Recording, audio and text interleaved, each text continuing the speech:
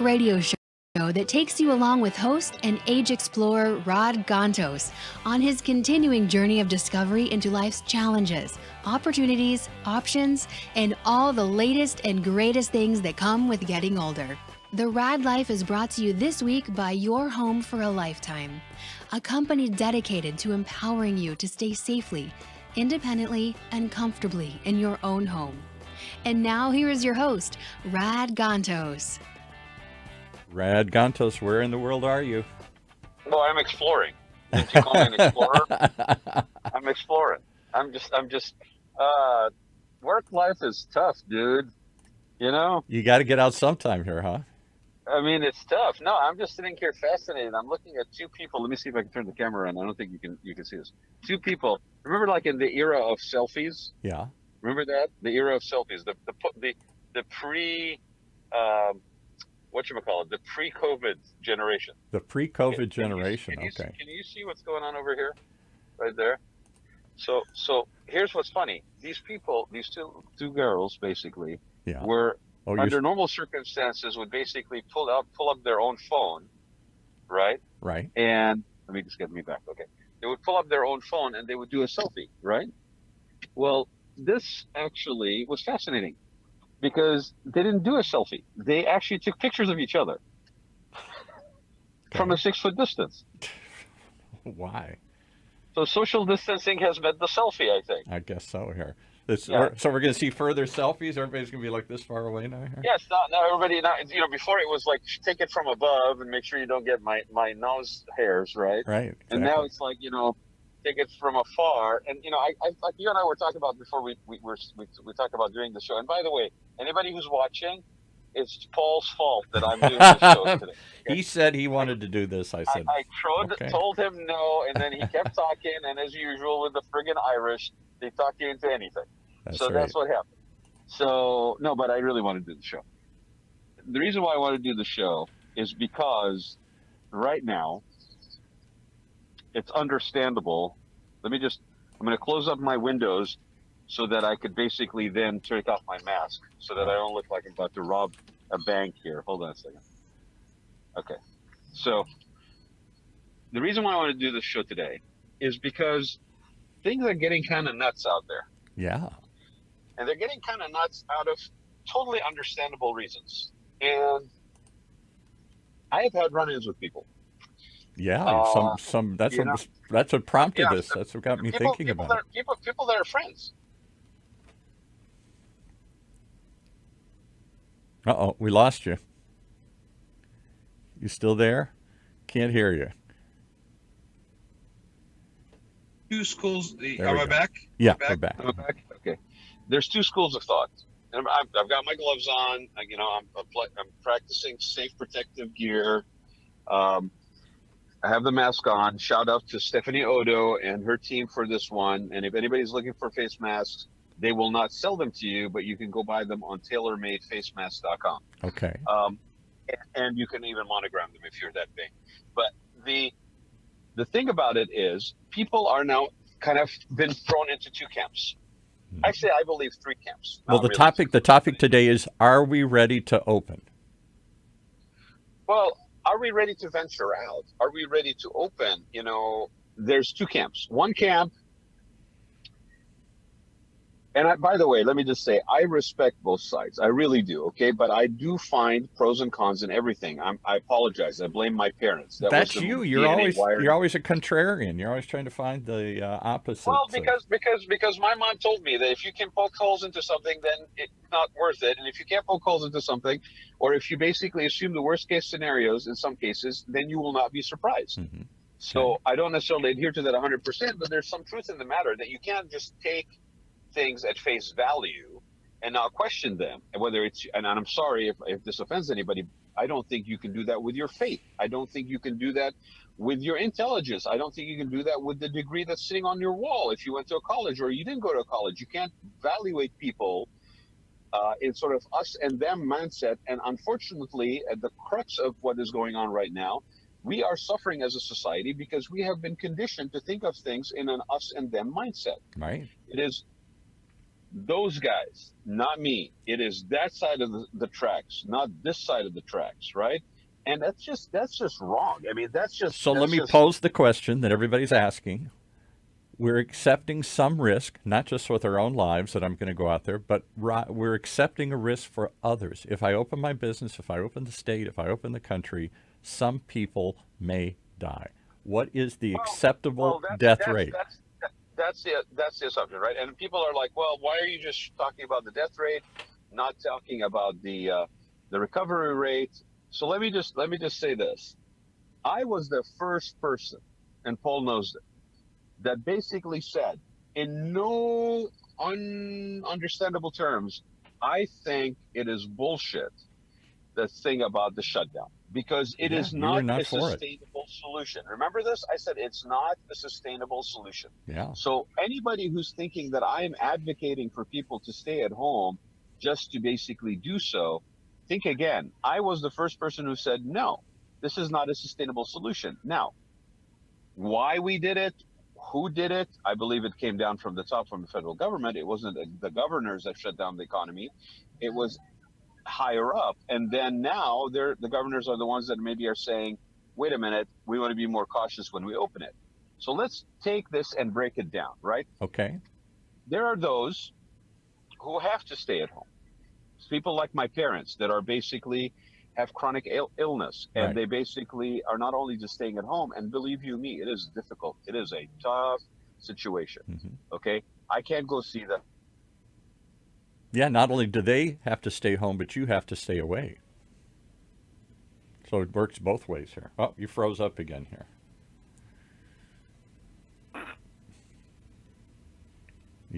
Wherever his internet isn't working here. No, let's see if he comes back on this thing here.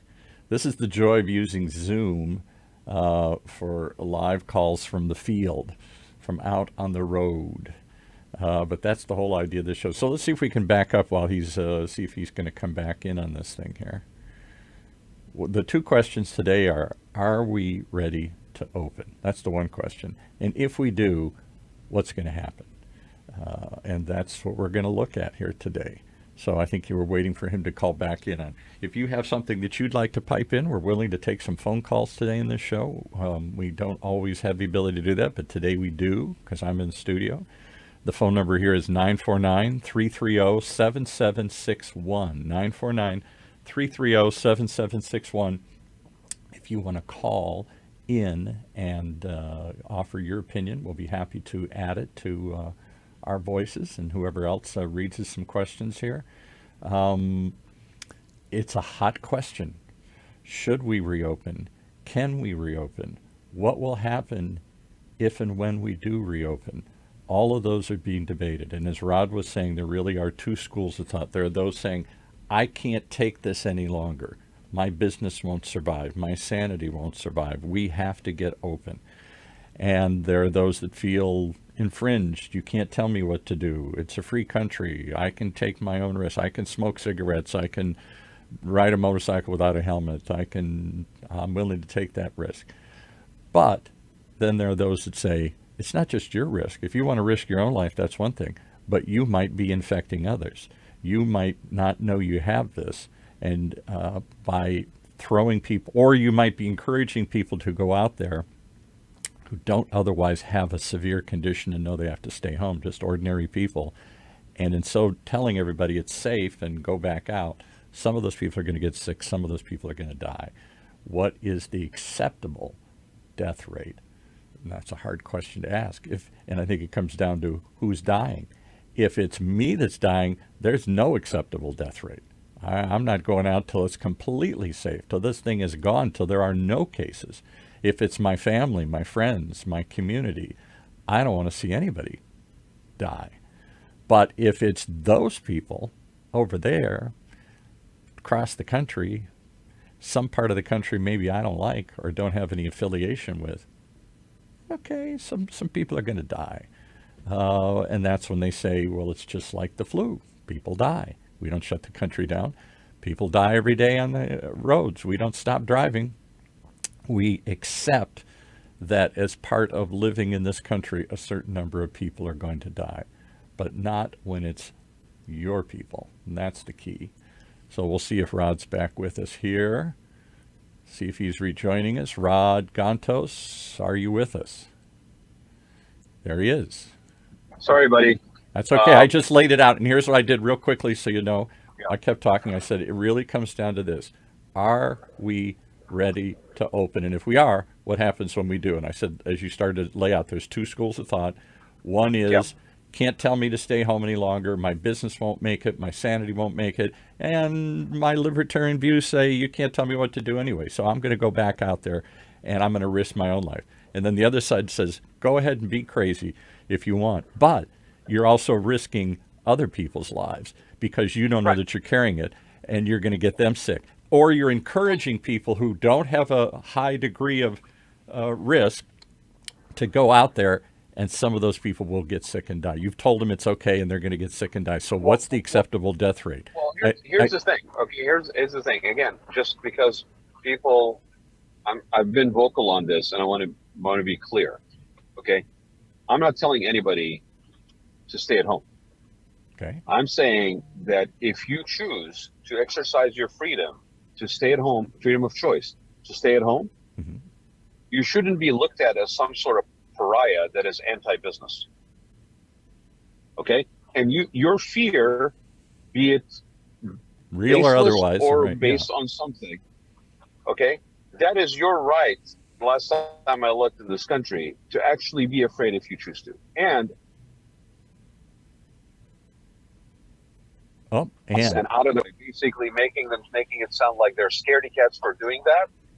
You are not going to get anybody who has a fear-based anything to basically change that behavior. When was the last time you told your children, okay, oh, I'm sorry, son, you're afraid of the dark? Well, snap out of it, goddammit, you know? And that really worked. It never works. You got to show empathy. You got to understand that you need to convince them based on facts or whatever it is that it's going to take for them that it is safe to come out again. Now, you can't tell people their fears are baseless. That's the way I feel. But you're feeling like a little kid. Well, that's the way I feel. Sorry. Well, because you know, you're not being an American patriot if you allow yourself to fear for your own safety. Well, and that's the key again. That side doesn't take into consideration. I heard the same arguments when they made everybody wear a motorcycle helmet. Well, you can't tell me what to do. If I want to risk my life, I'll do it. But the problem is you risk other people too. Correct. You are not only impacting yourself. So let's just agree. Can I stop you for 1 second here? Yeah. Are you driving? I am. You're driving and doing a show? I am out and I'm driving. This may not be, you know, in the car with comedians drinking coffee, but it is with me in the car and Paul in the studio. Wow. So when you told me to do this, I said, yes, I want to do this. I'm not sitting at home, but I'm also using protective masks and gloves and making sure that I don't interact with my parents in a way that it would endanger them in their 80s and in their late 70s. Okay, I haven't seen my sister or my nephews because they're sequestered. Right. This isn't easy on anybody. No. So spare each other the baloney of shaming. Should we be shaming you? Can you talk and drive? Should you pull over somewhere? I can talk and drive. I'm looking straight ahead at a camera, both hands on the wheel. Okay. Hands free. I don't want you getting in an accident while we're doing this here. No, with a set of earbuds. The thing about it is that let's take down the discussion about opening businesses. Okay. Okay. My business has suffered like anybody else's business.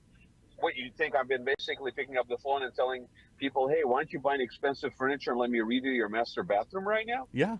Not only would that not work, it would actually be two things. One, in my opinion, immoral and unethical when people are facing challenges. And kind of tone deaf a little bit. I don't want to hear that message right now.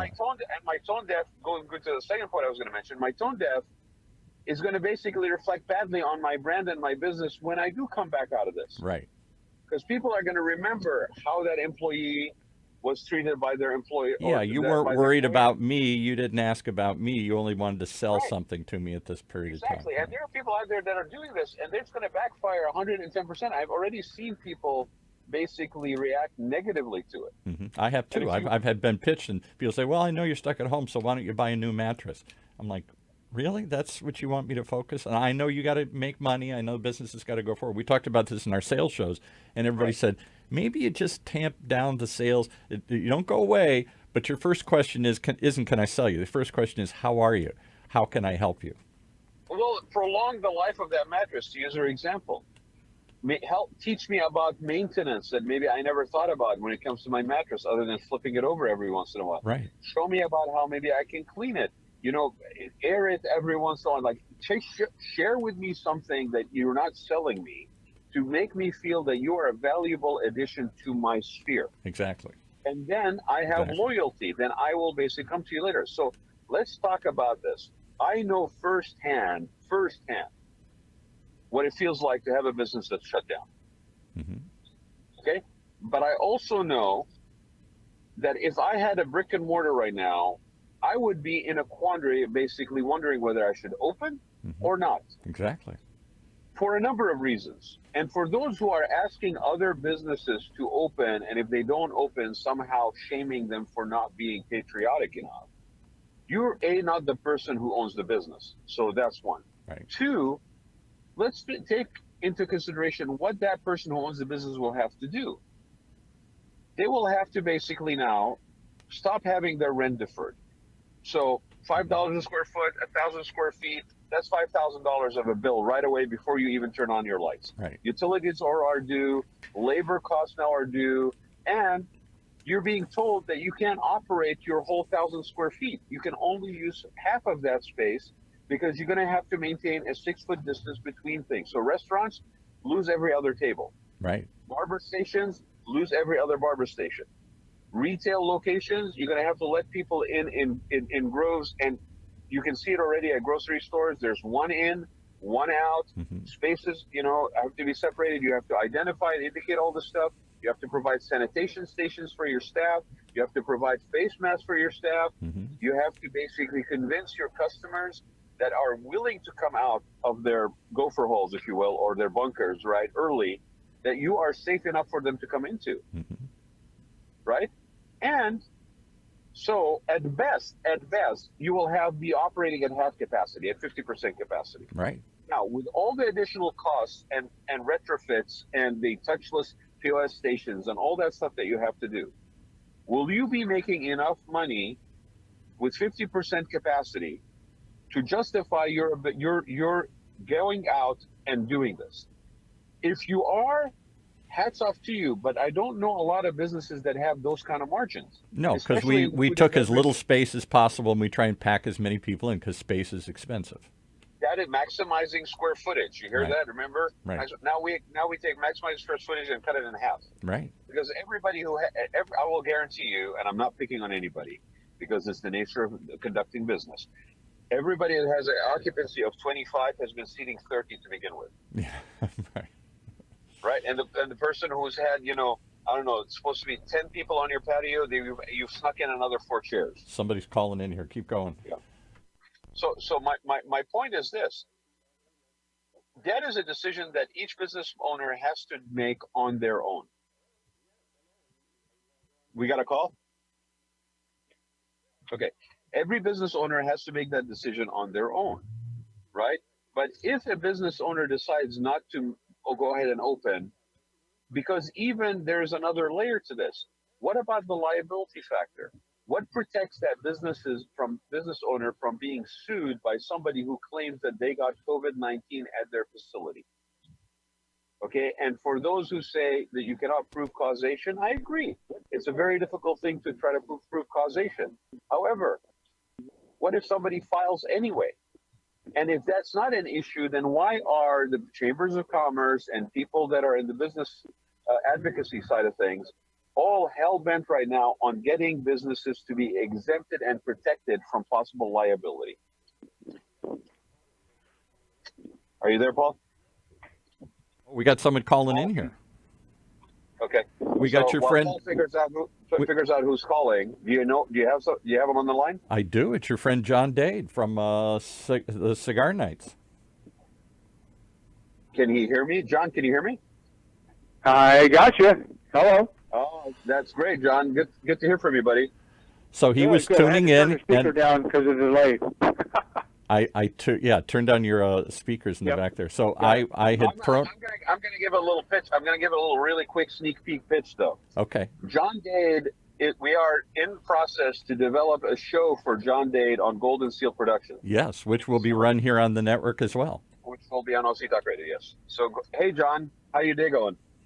I've been doing great. Dealing with the COVID shutdown, and this was a topic near and dear to my heart. So, since I you know guys it are is. live, I had to call in. So the question of the day, John, is: are we ready to reopen? And if we do, when we do, what will happen? So let's start with the first half. What do you think? Are you ready? You do these cigar night mixers. You're not going to start doing those next week, are you? Or maybe you are. No. There's a couple different issues. In the business that I'm in, financial markets, alternative investments. I'm fortunate I can do most of mine, in this environment anyway. Phone, fax, email, what have you. Right. As for the cigar mixers, no. I don't think there should be large gatherings right now until we get a better all clear. But as far as businesses, they are suffering. They need to have some vehicle where they can open and practice safe policies to allow them to do business and the customers to get out and do business with them. Okay. Now the second half of that is, and that's because that's a really touchy question and it's a difficult one to answer. Rod laid out some of the reasons. Don't let him to do it.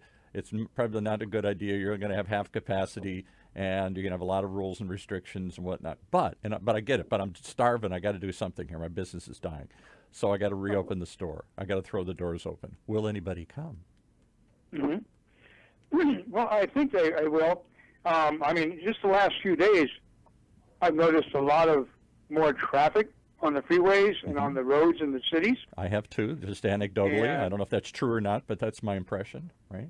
Yeah, and where I go shopping, a couple places, Trader Joe's, Home Depot, the local markets, there's people lined up outside to get in to do the necessities. I think the same thing could apply to other businesses like the hair salons or the auto parts store or what have you, if they practice the same safe practices. Why is it okay for Home Depot to have a line going around a building and letting people in 5 at a time, and it's not okay for your hairdresser to, by appointment, have people come in and safe distance and do whatever? Better lobbyists. Well, yes, but to John's point, and I agree with him. I think there is no difference in that at all. I think that the only thing that I would say is that there is not enough conversation going on right now about the cost of doing this, the liability potential of doing this. And I think that needs to be part of this conversation, because you could easily, if their timing is off and the people are not ready to come out of their houses yet, for whatever justifiable or non-justifiable fear thing it is, or if they basically have changed their buying behavior. That's the other thing we're not discussing, is that people have purchased stuff, they've been able to maintain some sort of functionality.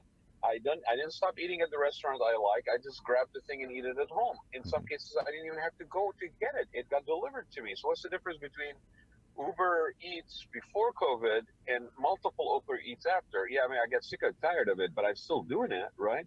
So I think with that approach, the question is, are we going to see restaurants fail?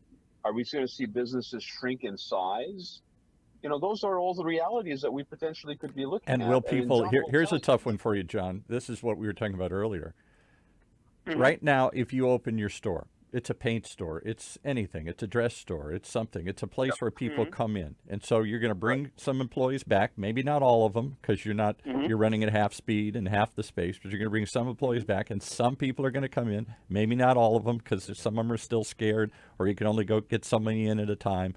But you can't wait. You're going to open the doors and bring some people back in. One of them gets sick. One of your employees gets sick. Do they sue you and say it's your fault? And before you laugh, they're actually trying to. Mitch McConnell was actually quoted yesterday that in the next round they're trying to build that in. So there is some sort of get out of jail free card that blocks any. Which if it's not a problem, then why would you need to do that? Well, I agree. And again, it's about in our litigious society, everybody's looking for a reason to sue somebody. Yeah, right now, you can go in and you get sued for your coffee being too hot and you burn yourself. Exactly. I mean, talk about stupid. Right. I believe that first off, if a business is going to open, I think they should be exempt, just like they should be exempt before COVID. If somebody comes in and catches the flu from somebody, okay, how are they going to prove it? How are they going to know it? You know, and what have you. So you can't go in and say, hey, I was in getting a burger last week and I got the flu, you know, and I'm sick on the dog and I'm going to sue you. Now, you give it to me. On the flip side, though, let's say it's a restaurant and they're not following safe practices. They're sneezing all. They don't have sneeze guards. Then they shouldn't be open. That's the whole point. If they're not following safe practices, number one, they shouldn't be open. They should be shut. Number two, the customer coming in should go, whoa, forget about it. You know, you're not practicing safe things. I'll take my business somewhere else to somebody that is. I was worried. I went to a I don't know. You might have people doing that to businesses that open earlier than they think they are ready to. I mean, that's the other thing too. There's no answer to this conversation that we're having. No, all I was trying to do earlier was just to tell people that regardless of what your emotional feelings are about a situation, everybody has the right and freedom of choice to make a decision. Absolutely. And if it means that they're basically wanting to be, self-sequestered, that is as valid as you wanting to open your business. So will we shame each other? Well, that's the point. Will I yell at you because you came in? You should have stayed home, or will I yell at you because you didn't come in? You dirty coward! Come on, you got to support me. I'm dying here. No, I will shame you if you come in and aren't practicing safe practices until we get the all clear. Right. Because now you're putting me and my employees at risk. Right. I'm opening to service you, so please help us by practicing safe practices when you do come in for my business. So that's an interesting one. All right, so I've got a restaurant again. Here, let's talk about the most extreme examples. I've got you're coming in and you're coughing, or are you looking a little shady there? Do I walk over to you and say, you didn't get enough sleep because you drank too much the night before? Yeah, whatever. And you're a little choking a little bit. So do I walk over and say, are you okay? And you say, yeah, I'm fine. And then you say, nah, I don't want to serve you. I think you should go home. I think that's a valid question, and I think the choice should be with the shop owner, which just like it is now, we reserve the right to refuse service to anyone, period. Right. If the sign's hanging there, that's the way it is. Under these circumstances, I think it's a justifiable request to have the person either wear a mask or leave. Yeah. Because I can tell you, when I used to own a bar myself, boy, if you asked anybody, I couldn't agree more, John.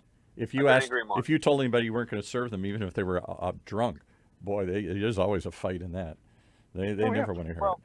Well, there's another layer to this too, gentlemen. It's that. What about the fact that according to the guidelines, and this is the funny thing, is I don't know how many people are really reading these guidelines.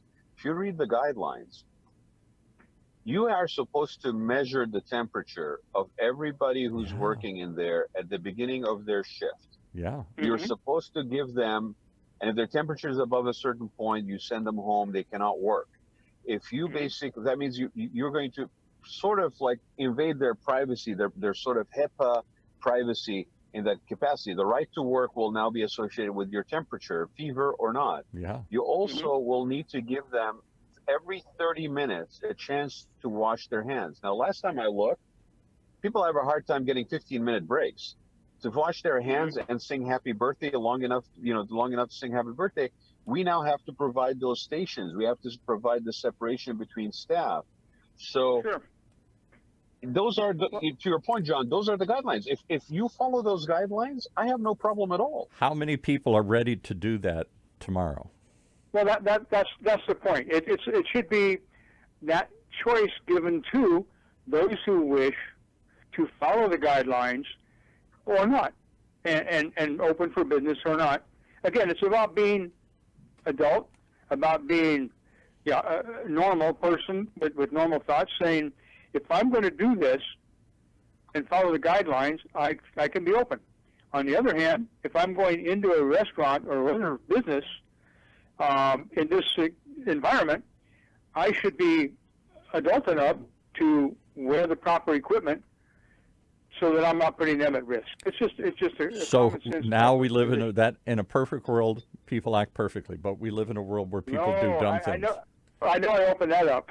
So now, who is the thought police? Who gets to act as the health police? The enforcement, yes, Who's the exactly. enforcement? This business is not following safe practices. We're going to fine you or shut you down. These customers are not following safe practices. We're going to kick you out, or you can't come in. We have health department people now that do the same thing. There's a lot. There's still a lot of them. There's still a lot of them, and it's half the businesses or a third of the businesses. They should be able to kind of know who's open and circulate. I mean, again, this all too shall pass. Right. God willing. Do we have a report line? Do I go up and down the streets and there's a busybody who goes and tells everybody, okay, I'm calling the hotline again, the health department hotline, the sheriff's hotline, this business. Well, look at it this way. If somebody does that, okay, and they say, okay, so-and-so is open, and I'm reporting it, and they come out and they check, and so-and-so is doing the right thing, then fine. So-and-so's doing the right thing. Everything's okay. And the other guy, he just goes on about his business. So you're always going to have those kind of people anyway. Right. Okay, let me go one further. All right, so not just the enforcement of it.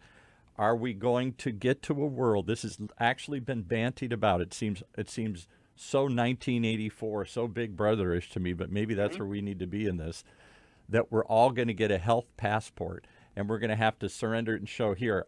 To go back to work, I've been tested. You're talking about Bill Gates' chip system coming down, huh? Kind of, yeah. I mean, but they're literally saying maybe if you're going to go into a factory, for example, where I can't space you out as much as I'd like to, or any business. Well, but not even to that point of conspiracy. What if somebody actually is in a proximity or a touch business, right? Right.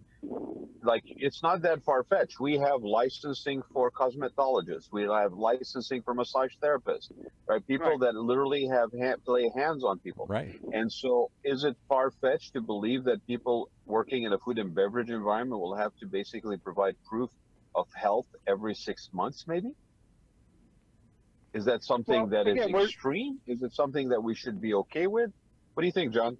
No, I don't think we should be okay with it. Number one, and don't call it conspiracy theory because I'm throwing it out there, but we have a crisis now that, in my opinion, has gone way beyond where it should have gone for a number of reasons, but that's a whole other discussion. Right. We shouldn't use or allow anybody else to use this particular crisis to set an agenda that's going to follow us for the rest of our lives.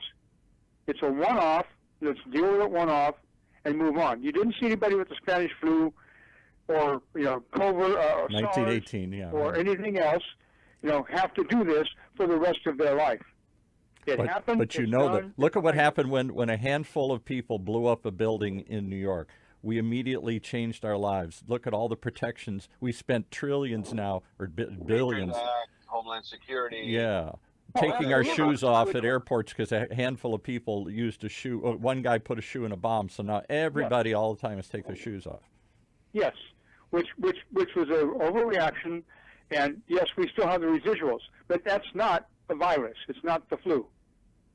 Well, this is that's arguably somebody blowing up an airplane, or whatever. But that airplane ostensibly could kill 200 people, and this has already killed 50,000 people or whatever. John, and let me just step back for a minute. I didn't mean conspiracy as in something that's not believable. I just meant that, we can get very far-fetched. I mean, somebody could say, "Hey, Vice President Pence didn't wear a mask at the Mayo Clinic, maybe because he's been vaccinated." I mean, we could come up with anything maybe we that's want to why come up with. I don't want to go down that path because it's just the purpose of today's show is: are we are we ready to open? Have we put all these things in place? Have we got, and we've thought it all through, what's going to happen in all these instances we throw out, and then maybe it's time for the next part of it. What happens when we do? So tomorrow they say, okay, John, all these businesses can open up. You're right. It's with overreaction. Time's up. Let's go. I don't know that I'm going to run to a restaurant for a while, even if it's open. I don't know that I'm going to run to a baseball game for a while until everybody's been tested. This sounds extreme. Until I know nobody's got the darn thing, I might just stay home. Well, but we got three people on the show right now, so let's just go around it. You just basically said what your comfort level would be, right? So, John, under those circumstances, what would your behavior be? Well, quite frankly, number one, I would start revisiting, especially the businesses that I already have a relationship with. Mm-hmm. Number two, until we get the quote-unquote all clear, I would personally take it on myself. I mean, I went to my chiropractor the other day with a mask, and he had a mask, high-tech, da-da-da, and got my back cracked and everything else. Took all of 10 minutes. Mm-hmm. So I would revisit those people. I want to go to the restaurants in Little Arabia, Olive Tree, and have dinner there because the atmosphere. So I would do that because I would wear a mask until we get the all clear. So I have no problem with it. But again, I'm going to protect myself, and because of that, I'll be protecting the other people with my mask and doing the right thing.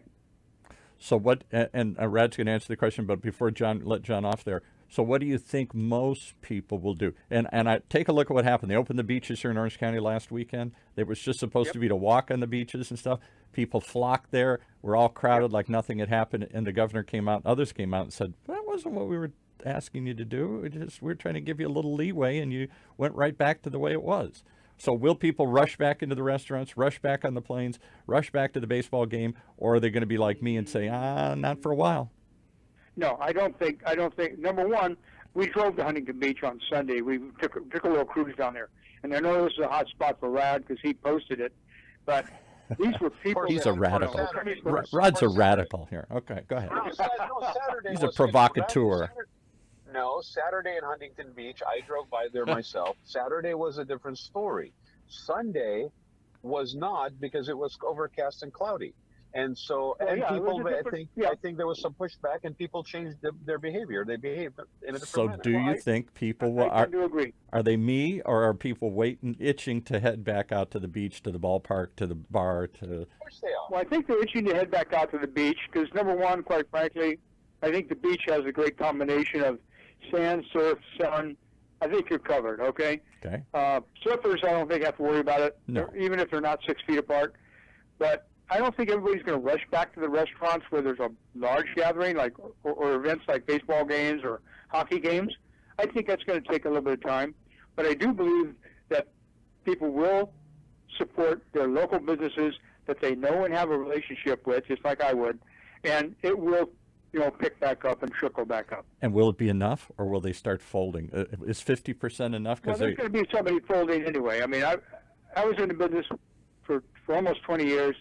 And you're 30 or 60 days away from closing doors anyway with constant cash flow. Right. So some will fold. That's just the way it is, unfortunately. But those that planned ahead, took takeout, stayed in touch with their people, I think we'll make it through. That's a key. To stay in touch, because otherwise you open the door and you say, we're here again. I forgot about you. I haven't been there for 3 months. Exactly. So Rad, you and I had this conversation, staying in touch. Well, and did you pivot? That's critical. That's the other thing. Did you pivot? I mean, if I had to pick one word to sum up the new reality we've just gone through, is the word pivot. Honestly. Yes.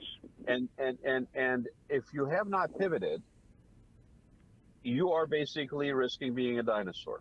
So those restaurants that we're talking about, Paul, and listen, I am just trying to point out that there's a lot of moving pieces to this. Oh, more than we think of. As we open this, all this stuff's going to come out. Lawsuits, who enforces it, But I'll start out with answering the question you gentlemen both answered. Right. I personally have not been not out. Okay, I have been. You're in front of a Staples store right now. I don't know whether you're ready. I have not been out. I have not frequented or worked or gone to businesses. Okay. But again, to John's point, I have practiced protective gear for both myself and for the others around me out of respect for that. We joked about the fact that as podcasts, we were considered essential services. Right, right. So that was one thing. Construction, we were considered essential services. I spent the better part of the last couple of weeks trying to get 2 people into their homes because they needed to basically get into their homes. Their homes were being remodeled. So it wasn't that I haven't been around or being out and about. What I would not do, and to John's point, I would probably go to like Olive Tree, for example. I went and had lunch. I grabbed lunch today at Olive's Branch in Irvine at Elton and Jeffrey. It was pickup, takeout. Not me, right? boy. There were no chairs, right? But I would not take my parents anywhere. No, we're assuming there's a certain part of the population. We take them off the table. No. But if I had kids, I don't know that I would be ready to send my kids back to school. Yeah. With kids and parents, and this is no disrespect to anybody, but we're people I did not know. I don't know that I would be ready to do that yet. I'll tell you, my daughter, I have a grandson. I haven't seen him in a couple of weeks here. It breaks my heart because we see him every weekend. We usually watch him every weekend and give them a respite. And so we called her daughter. We respect. I don't want to get sick from him, and he doesn't want to get sick from me, and nobody knows who's got it. So we're all trying to bite the bullet and do this. But even we thought, boy, maybe this has gone long enough. And so we called up our daughter and said, how about this week? This was this past weekend. She said, Dad, I just don't feel comfortable yet. I said, I respect that. So, whereas I might have bent the rules because I want to see him so bad, I have to respect that she's just not there yet. And there's no answer for her. I don't know when I can't tell her what you feel is wrong and give her all the facts or something. It's all this feeling-based stuff. When are you going to feel okay? I'll tell you what would be the most damaging. Go ahead, John. It's emotion. No, it's emotional-based, yeah. And so I'll tell you what would be the most devastating and damaging. And I'm saying it right here. I would rather be nothing but wrong about the fact that we're opening too soon in some cases. I would be the first one, the happiest person on the planet that proves to be wrong. Right. If it actually ends up spiking again. And that's the question. We're going to have we got about 10 minutes problem. left in the show here. That was the last question. So let's say, God forbid, we go back out and it starts to go up again. Do we just live with it, suck it up? Is there an acceptable number of people die? Okay, well, it's the flu, it's cars, it's crashes, or we just live with death, and that's just an acceptable part of this. But I'm not going back in, or do we shut it all down again? John, what do you think? Well, that's a tough question. I'll be brief. If it does spike again, then I think the immediate shutdown of everything to keep it from getting out of hand. I think it will unspike much more quickly, and we'll deal with it then. Okay. But I don't think that would happen. Okay. That's just me. And what about if it comes back? The parallel question. Everybody's saying UCI has predicted this locally here. Dr. Fauci's predicted on a national level. Everybody's saying good chance it'll come back based on what happened in 1918. The Spanish flu didn't hit once; it hit 3 times, and the second wave was the big one, not the first one. Mm-hmm.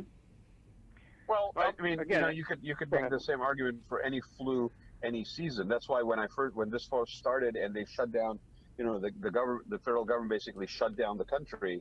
I said this is not a sustainable position because we've been through this stuff before. I think that, and again, I'm not even going to go there. John didn't go there. I'm not going to go there either. Like the reasons behind why we find ourselves in this situation, but we got to stop basically implanting fear in people.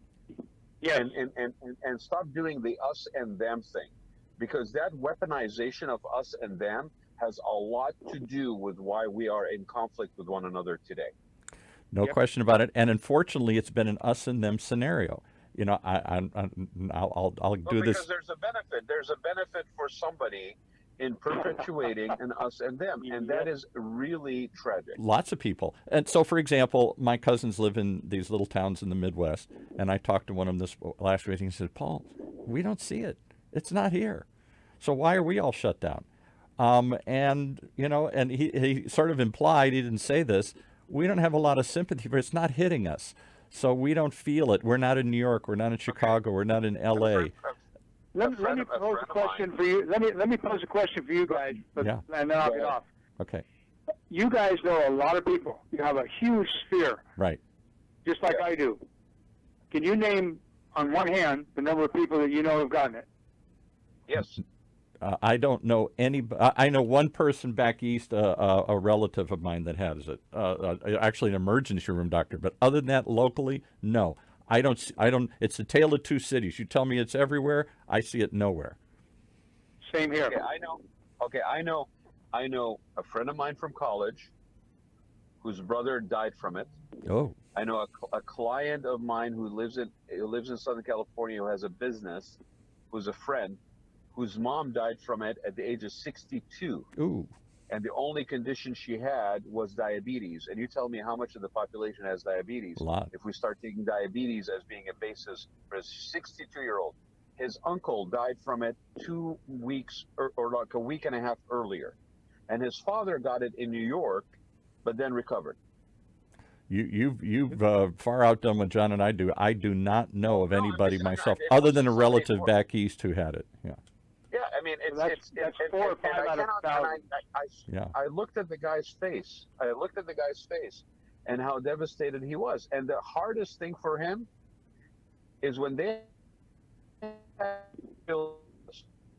You're breaking up on us again here. they not have more than 10 people in the church. Yeah. And they had to sit on all different pews in order for them to have the service. Yeah, I know. No funerals was nobody there. All right, so let me ask you another question here, and then we'll let John go here.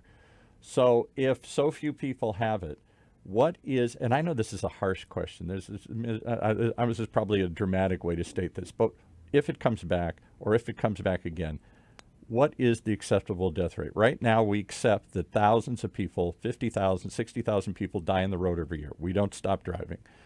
We accept that 50,000 people die from the regular flu, and we don't stay home.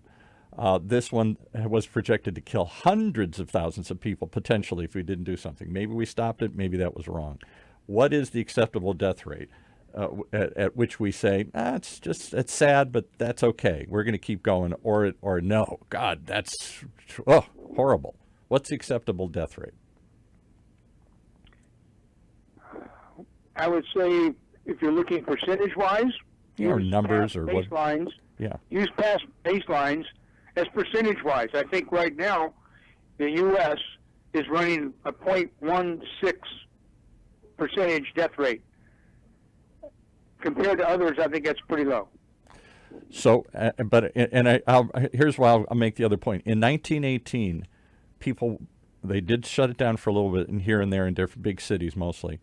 But people mostly went on because there were lots of things that killed you in 1918. There was polio, there was typhoid, there was measles, there were lots of things. So as horrible as it wasn't unexpected to lose a child. You didn't want to lose a child, but it wasn't unheard of to lose a child or a friend or family.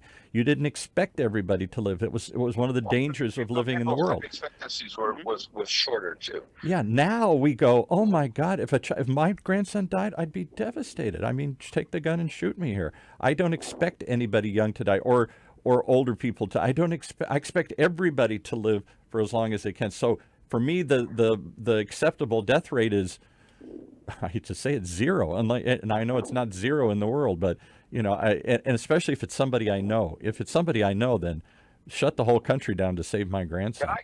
Can I ask a question of John? John, let's assume that this has been a learning lesson, okay? For the country and for us, yeah. Right. This is just a learning lesson, right? And I'm not going to even say for the country, just a learning lesson. And let's say that we are now a few years away from this, and we encounter something like this. What have we learned this time around that we could apply for when that happens that would be maybe more effective? How would you, if you had, how do we handle the next one? Person making the call, and we all of a sudden find ourselves in this situation, what would you do? I really genuinely am interested in that. Okay. First off, we have to understand that this wasn't created in the United States. It got here 2 weeks after it already spread around the rest of the world. Right. We were informed about it. If it happens in the U.S., and I'm just going U.S., if we hear about a case happening in Chicago, okay, 2 years from now, okay, everybody should be alerted, the CDC, everybody, and we should immediately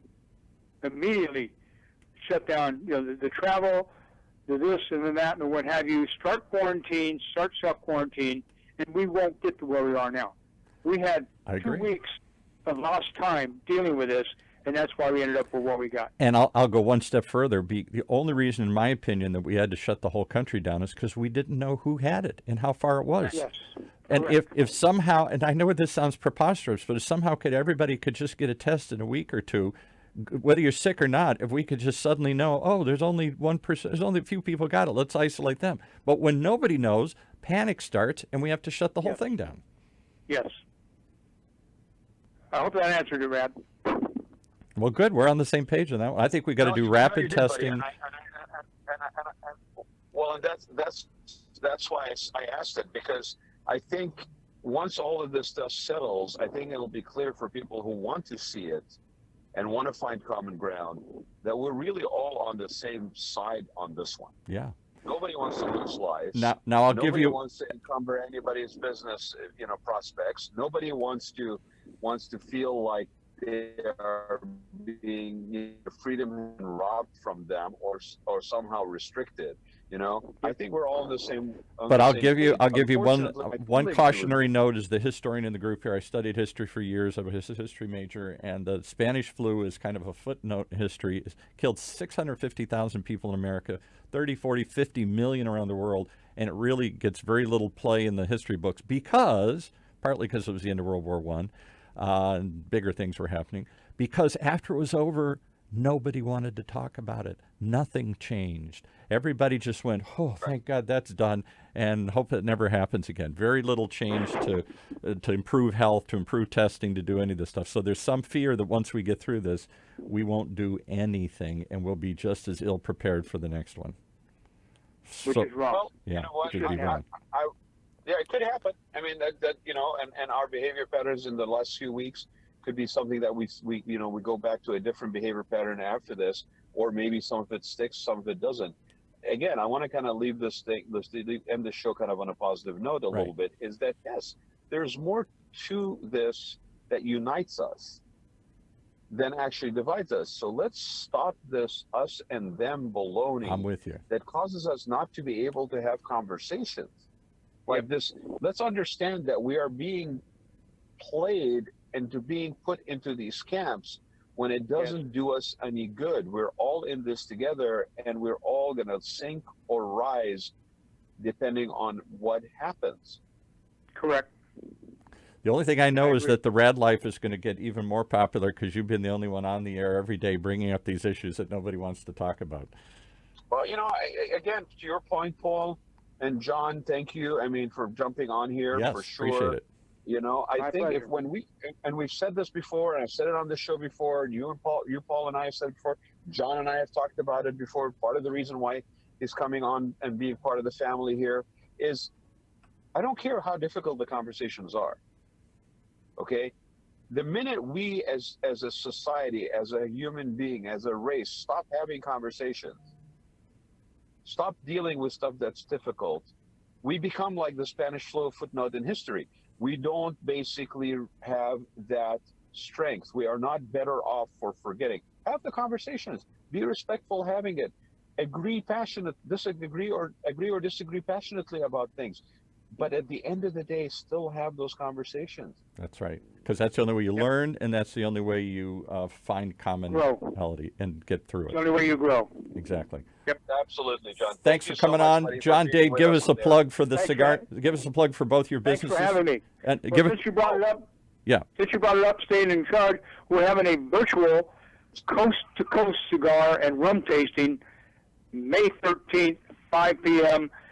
Go to our Facebook site, CigarNightBusinessMixer.com, or Cigar Night Business Mixer on Facebook, and there's an event site. We're going to send out emails, coast to coast, rum and cigars. Love it. Yep. Actually, John and I have already done. John was kind enough to ask me to co-host a cigar night with him. We did one virtually, and April I 8th. think Yep. John, it's going to be somewhere around the middle of May. Is the one that you're talking about, that we're talking about doing virtually too, right? May 9th, he said, I Yeah, think. May, Yeah. May, May 13th. May 9th. I'm May 13th. May Yes, 13th. right. Yeah. So we will definitely be talking about that as well. Thank you, sir. Thank you, John, for joining me, my friend. I look forward to seeing Thank you you all soon. for having me. All right, thanks, John. Bye-bye. Bye bye. Paul, thanks again. Keep for the rattling my conversation chains going. and making me do this Keep the when I didn't really conversation want going. to do it. You Be have safe. been listening to the Rad Life Radio Show with your host and age explorer, Rad Gontos, brought to you on the one and only octalkradio.net. Join us again next week as we continue our journey of discovery into life's challenges, opportunities, options, and all the latest and greatest things that come with getting older.